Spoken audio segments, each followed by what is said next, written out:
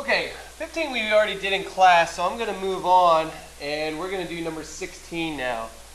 16 says graph the function f of x equals e to the negative 2x. We're going to state, and here's what I want you to state. I want you to state the asymptote, the domain, and the range here. Okay, so I'm going to write my function here just so I can see it a little bit more clearly. E to the negative 2x. I'm going to write D for domain, I'll write R for the range, and I'll write A for the asymptote. Now remember, this is an exponential function. Even though we have an E right here, it's still exponential. And the domain of all exponential functions is all real numbers. Now, the range, remember for vanilla exponential function, what you had to write down today was that the range for an exponential is y greater than 0, and then you might shift it. Like for example, for letter B up here, we shifted up 3 units, so the range became y greater than 3.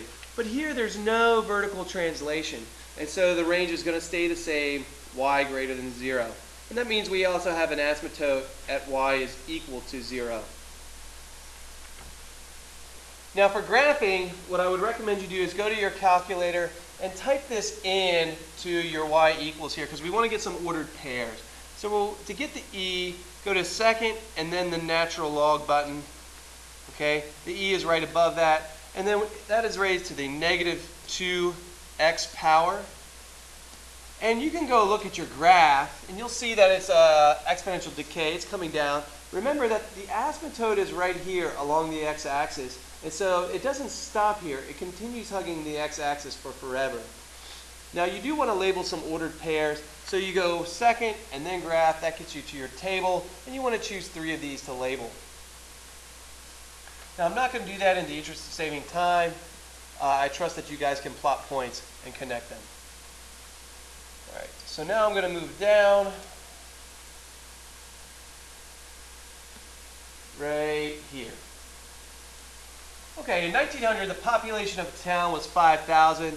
The population increased at an average rate of 2.5% per year. What was the population in 1920? What was the population in 1950? And remember, there were 3 equations we wrote down in class, and I said 2 of them you use if it says compound interest. This one does not. So we are going to be using the formula that does not deal with interest, which was A equals P times 1 plus the rate raised to the t power. Now we have to fill things in here. Remember, P is an initial value, and it says the initial population was 5,000. So A will be 5,000 times 1 plus. Now R is your rate, which is always given in percent, 2.5%, but we can't write 2.5 here. We need to change this to a decimal. So move the decimal place twice, 0.025, and then raise that to the t power. When you simplify, A is 5,000 times 1 point, not plus anymore. Let me erase that. 1.025 raised to the t. Now it asks you for letter A, what was the population to the nearest whole number in 1920? Well, remember, this gets started in 1900. We don't want to plug 1920 in there. Okay, if it's the year 1920, that is exactly 20 years after 1900. So this is the number that's going to get plugged into t. So A is 5,000 times 1.025 raised to the 20th power. And then we go to our calculator, type that in, 5, 1, 2, 3, whoops, let me get out of the table. 5, 1, 2, 3, parentheses, 1.025, caret 20, hit enter, and we get 8,193, because we're rounding to the nearest whole number, and this is not going to round up. So 8193. The only thing different for letter B is that it says what was the population in 1950. So for letter B, we're going to use the same equation. It's just we're going to be changing the 20 to 50.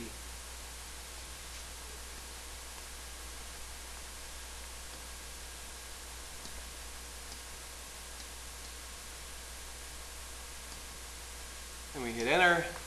And that's 17,185. Now this I am going to round up because of the 0.5 right here. This number right here causes this number to round up. So 17186. And there we go.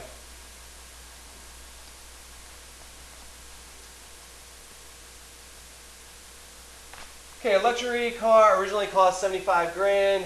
Depreciates at a rate of 25% per year. What will the car be worth after 5 years? What will the car be worth after T years? Well, again, I didn't see the words compound interest in here. So one more time, we're going to be using this formula. But because the car is depreciating, we're going to use 1 minus, not 1 plus. Anything that increases is plus. Anything that decreases is minus. And depreciates means the value is going down. So 75,000 is what we paid for it. We're going to plug that into P. 1 minus the rate of 25%. Turn that into a decimal, 0.25. And that's our R value. 0.25 raised to the T power. Simplifying that, A is 75, 1, 2, 3. 1 minus 0.25 is 0.75 raised to the T power. So if I want to know for letter A, what's the value after 5 years, that's what I'm plugging into T. A is 75,000 times 0.75 raised to the 5th power. And so we go to our calculator, 75, 1, 2, 3. Times 0.75 raised to the 5th. So after 5 years, our car is only worth $17,797.85. We're not rounding the 5 up because of the 1. So 17797.85. 17797.85. That's how much it's worth. For letter B, it says, what will the car be worth after T years? Well, we've already done that. That's this part right here.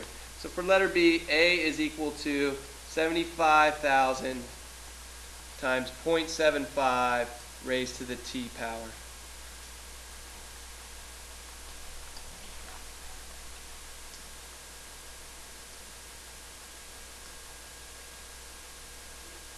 Here, a town has a population of 250,000.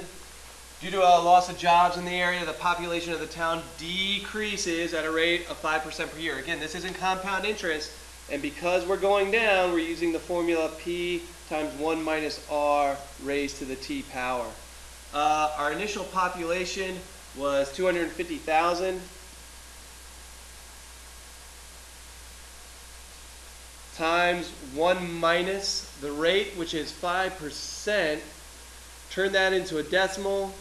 That's going to be 0.05. And then raised to the T. So just simplifying a little bit, 250,000 times 0.95 raised to the T power. That is letter A also. It says write an exponential model that describes this situation. There's our model right there. For letter B, it says what is the expected population to the nearest whole number of the town in 10 years. So we're going to substitute a 10 in for T. A is 250, 1, 2, 3, times 0.95 raised to the 10th power.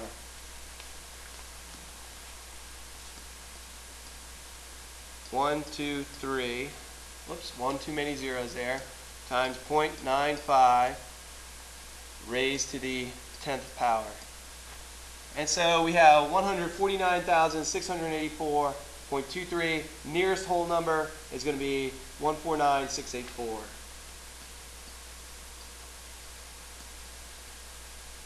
And so that's how many people are in the town after 10 years.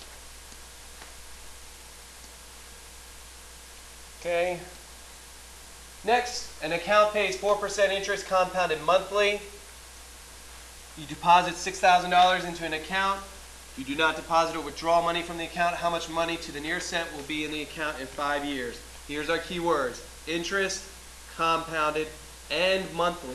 Okay? Because it doesn't say compounded continuously, I cannot use the A-PERT formula. So I have to use A equals P times 1 plus R over N raised to the N times T. Again, these formulas are going to be given to you.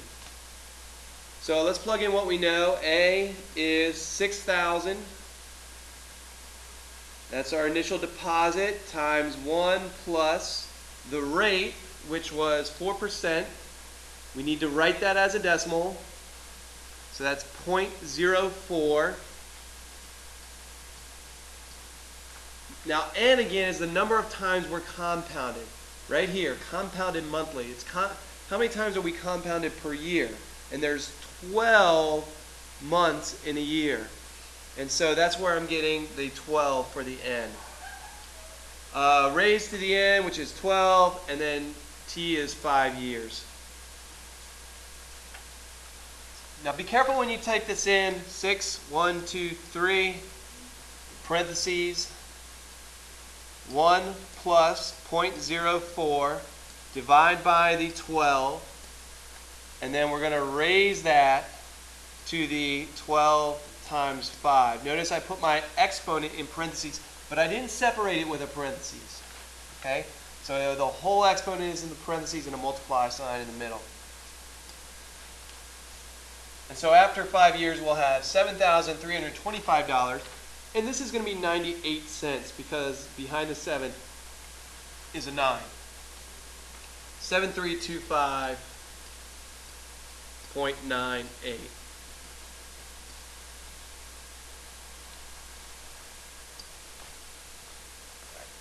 Last one on this page that we're going to do. You deposit $1,000 into an account to save money for a car. The bank pays 7.4% interest. If you neither deposit nor withdraw any money from the account, how much money to the nearest cent will be in the account after 6 years? And here's our key words: if the interest is compounded continuously. That tells me A equals P times E raised to the RT. Now our initial deposit is $1,000. Says so right here. We have times E. Our rate is 7.4%. Remember to turn that into a decimal. Move this twice. 0.074. And then we're going to multiply by T, which is 6 years. So when you type this into your calculator, we'll have 1, 2, 3, one too many zeros there, times E, second natural log, and then 0.074, and then times 6. Close your parentheses, hit enter, and we have 1558.93.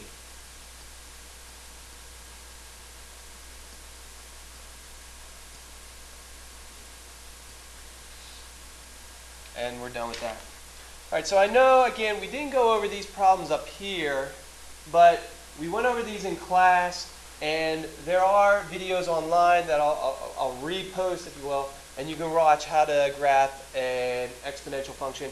You might also want to consider watching how to graph a logarithmic function, okay, and determining its domain and range as well, because that's very, very, very important.